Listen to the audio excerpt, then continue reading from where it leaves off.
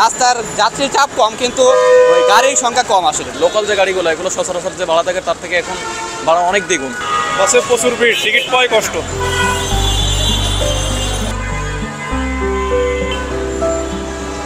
আমরা ঈদের ছুটি কাটাতে বাগেরহাট গিয়েছিলাম, আমার শ্বশুর বাড়িতে গেছিলাম, ওইখান থেকে আর কি আসলাম। তো আসার সময় টিকিট পাইনি, এই কষ্ট করে আসতে হলো আর কি। ওই লোকাল বাসে আসছি। রাস্তার যাত্রীর চাপ কম, কিন্তু ওই গাড়ির সংখ্যা কম। আসলে মানে যেই পরিবহনগুলো আছে এগুলো যাত্রী আর কি সব করতে পারতেছে না, কিন্তু রাস্তার গ্যাপ নেই, রাস্তা পরিষ্কার। ভাড়া তুলনামূলক 100 টাকা বেশি আর কি। যেখানে আমরা 500 টাকা যাই সেখানে 100 টাকা বেশি হয়েছে। ভেঙে আসার কারণে খরচটা বেশি হয়, কারণ আমরা যেখান থেকে বাস উঠে কথা সেখানে উঠতে পারিনি। সেখানে দেখেছে আমাদের অটো ভাড়া বা রিক্সা ভাড়া 500 টাকা গেছে, ওই 500 টাকা বাড়তি খরচ। আবার এখান থেকে যাবো, ওইটা 500 টাকা বাড়তি খরচ। এই আর কি ঈদের সময় খরচটা বেশি, 1000 টাকা মতো। হ্যাঁ, ঈদে গেছিলাম, কিন্তু আসার সময় বাস ভাড়া অনেক বেশি। বাসে প্রচুর ভিড়, টিকিট পাওয়াই কষ্ট। রাস্তায় কোনো জায়গায় তেমন যানজট নেই, এখানেই যাম। হ্যাঁ, ঈদের ছুটিতেই গেলাম, ঈদের পরে গেছি আমরা, 13 তারিখে গেছি। বাসে প্রচণ্ড ভিড়, সিট নেই। আইসি তো লোকাল গাড়িতে, তাও ভাড়া বেশি, ডবল, কোনো কম নেই। ওই নেবেন নালি না। ট্রেন বাগেরহাট লাইন ট্রেন নেই, ট্রেন হলে ভোগান্তি কম যাবে।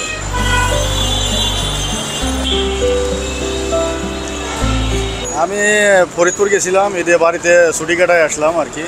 আজকে ফিরলাম ঢাকায়। বাসের যাত্রা হ্যাঁ মোটামুটি ভালোই, পদ্মা সেতু হয়ে আসছে ভালোই। ভাড়া ওরা তো একটা করে দিচ্ছে, লিমিট করে দিচ্ছে, লিমিটের বেশি নেয় না আর কি। যেটা লিমিট করা ছিল ওটাই নিয়েছে। সময় কম লাগে, যেখানে 3.5 ঘন্টা 4 ঘন্টা লাগতো ওখানে 10-15 মিনিটে চলে যাইতেছি, মানে নদী পার হয়ে যাইতেছি, অবশ্যই কম লাগতেছে। ঈদে দাদি বাড়ি গিয়েছিলাম, ঈদ অনেক ভালো কেটেছি। বাসার সময় অনেক ভিড় ছিল। এবারের যে যাত্রার অভিজ্ঞতা সেটা হচ্ছে রোডে মারাত্মক পরিমাণ জ্যাম আছে, যাত্রীর খুবই বেশি আছে, গাড়ি সেই পরিমাণ আর কি সার্ভ করতে পারতেছে না আমাদেরকে। আমরা খুবই ভোগান্তির ভিতরে আছি। ভাড়ার পরিমাণ আর কি মাত্রাতিরিক্ত আছে। লোকাল যে গাড়িগুলো এগুলো সচরাচর যে ভাড়া থাকে তার থেকে এখন ভাড়া অনেক দ্বিগুণ।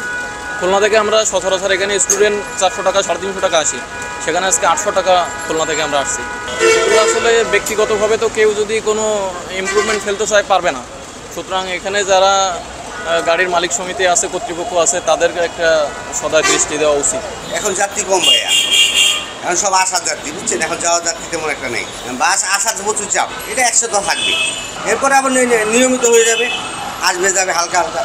কারণ ঈদ ভাঙা তো, এখন তো মানুষ বেশি যাবেও না, আসবেও না।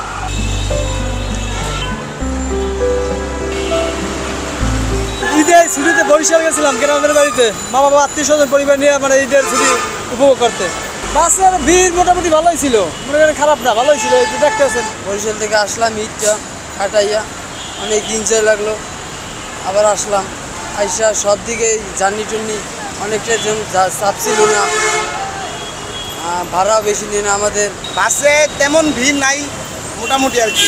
ভাড়া বেশি নেওয়ার চাইছিল, বেশি ভাড়া চাইছিল, কিন্তু মোলামুলি করার পরে কমায় রাখছে আর কি।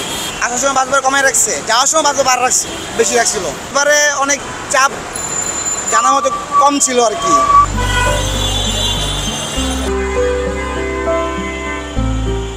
সংবাদ, ফিচার ও অনুষ্ঠানের জন্য ভিজিট করুন সংবাদ প্রকাশের ওয়েবসাইট এবং যুক্ত থাকুন ফেসবুক পেজ ও ইউটিউব চ্যানেলের সঙ্গে।